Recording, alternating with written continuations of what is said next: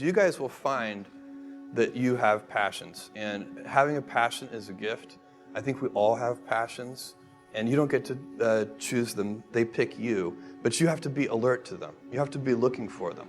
And when you find your passion, it's a fantastic gift for you because it gives you direction, it gives you purpose. You can have a job, or you can have a career, or you can have a calling. And the best thing is to have a calling. And if you find your passion, you'll have that, and all your work won't feel like work to you. Many kids and many grown-ups do figure out over time what their passions are. And sometimes we let I don't think it's that hard. I think what happens though sometimes is that we let our intellectual selves overrule those passions. And so that's what needs to be guarded against. One of my jobs as the leader of Amazon is to encourage people to be bold. And people love to focus on things that aren't yet working. And that's good, it's human nature. That kind of divine discontent can be very helpful.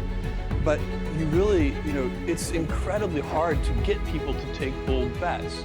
You need to encourage that. And if you're going to take bold bets, they're going to be experiments. And if they're experiments, you don't know ahead of time whether they're going to work.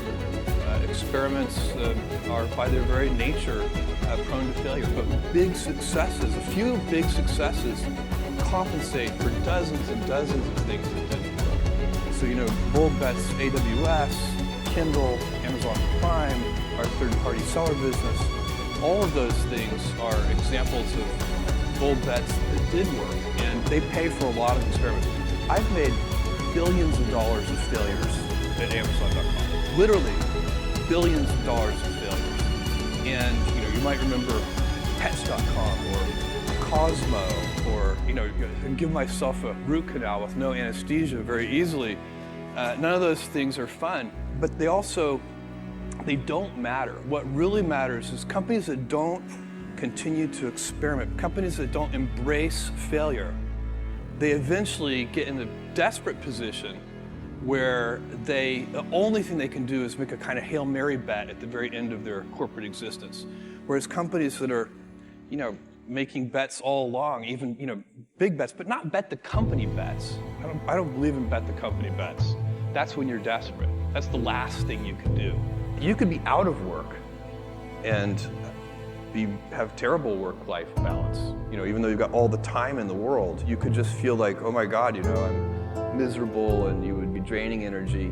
And so you have to find that harmony. It's a much better word. And I think for most people, it's about meaning. People want to know that they're doing something interesting and useful. And for us, because of the challenges that we have chosen for ourselves, we get to work in the future. And it's super fun to work in the future for the right kind of person. So you need to be able to take a punch, and you also need to be quick and innovative and doing new things at a high speed. That's the best defense against the future. And you have to always be leaning into the future. If you're leaning away from the future is going to win every time. Never, ever, ever lean away from the future. We all have adversity in our lives. I doubt if you really, if you know somebody, any friend or anybody that you talk to, there's no lack of adversity. And by the way, that's good, because it's what teaches us how to get back up. You fall down, you get back up. It always happens. And, you get certain gifts in life, and you want to take advantage of those, but I guess my advice on adversity and success would be to be proud not of your gifts, but of your hard work and your choices. So, you may be, the kinds of gifts you get, like, you might be really good at math. It might be really easy for you. That's a kind of gift. But practicing that math and taking it to the next step, that could be very challenging and hard and take a lot of sweat. That's a choice. You can't really be proud of your gifts because they were given to you. You can be grateful for them and thankful for them. But your choices, you choose to work hard. You choose to do hard things. Those are choices that you can be proud of. And that's another thing that is so important in life. It's just that persistence and pushing through failure. There are a lot of entrepreneurs and people pursuing dreams and passions in this. God, the whole point of moving things forward is you run into problems. You You run into failures, things don't work, you have to back up and try again. Each one of those times when you have a setback and you back up and you try again, you're using resourcefulness, you're using self-reliance, you're trying to invent your way out of a box. I knew that when I'm 80, I would never regret trying this thing that I was super excited about and it failing. If it failed, fine. I would be very proud of the fact when I'm 80 that I tried. And I also knew that it would always haunt me if I didn't try. And so that would be a regret. It would be a 100% chance of a regret if I didn't try, and basically a 0% chance of regret if I tried and failed. So I think that's a useful metric for any important life decision. Being an inventor requires, because the world is so complicated, you have to be a domain expert. I mean, in a way, even if you're not at the beginning, you have to learn enough so that you become a domain expert. But the danger is once you've become a domain expert, you can be trapped by that knowledge. And so inventors have this paradoxical ability to have that 10,000 hours of practice and be a real domain expert and have that beginner's mind. Have that look at it freshly, even though they know so much about the domain. And that's the key to inventing. You have to have both. And I think that is intentional. I think all of us have that inside of us, and we can all do it, but you have to be intentional about it. You have to say, yeah, I am going to become an expert, and I'm going to keep my beginner's mind. You can't skip steps. You have to put one foot in front of the other. Things take time. There are no shortcuts. But you want to do those steps with, passion, ferocity. It's easy to have ideas. It's very hard to turn an idea into a successful product. There are a lot of steps in between, and it takes persistence, relentlessness.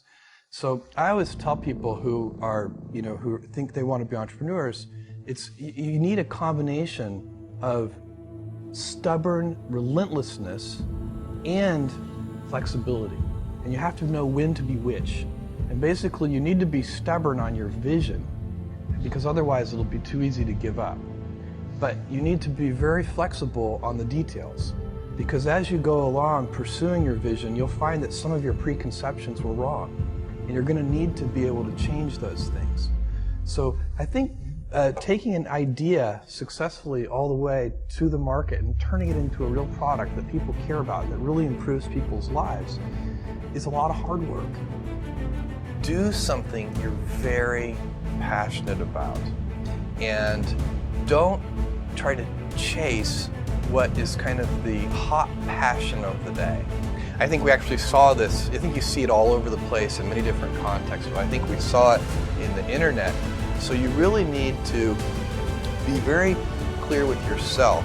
And I think one of the best ways to do that is this notion of projecting yourself forward to age 80, looking back on your life, trying to make sure you minimize the number of regrets. You always take a long-term point of view. And I think what you do is you think about the great expanse of time ahead of you and try to make sure that you're planning for that in a way that's going to leave you ultimately satisfied. So this is just this is the way it works for me. And I mean, everybody needs to find that for themselves. So I think there are a lot of paths to satisfaction, and you need to find one that works for you.